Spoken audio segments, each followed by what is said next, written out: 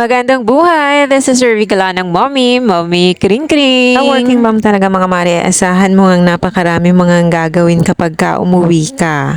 Isa na nga dyan mga mare ang paghuhugas at paglilinis sa buong bahay. Kung matutulog ka na nga lang mga mare, tas ang dami-dami mo pang gagawin. Hala uy.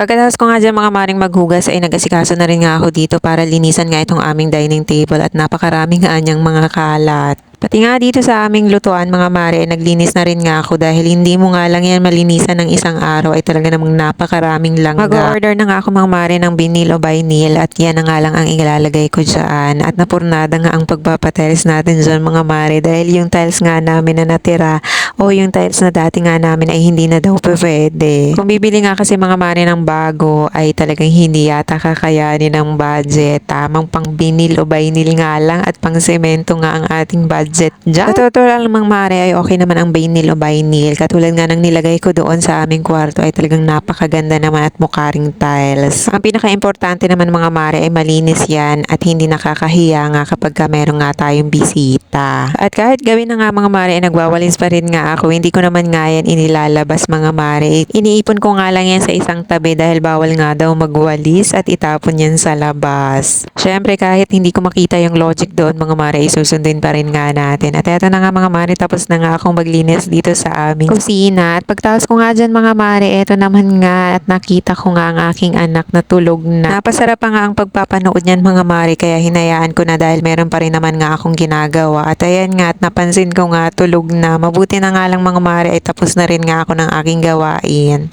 At eto nga mga mare, para ako nagbuhat ng kalahating kilong sako ng bigas. Sa sobrang gibat nga nitong aking anak, mas maggibat pa nga sa akin. Maaga nga natulog ang aking asawa dyan mga mare, gawa nga siguro ng puya. Ewan ko ba naman kasi dito sa aking asawa kung anong oras na rin nga natutulog kaka-cellphone. At eto nga mga mare, nag-asikaso na rin nga ako dito at pinatay ko na rin nga yung ilaw.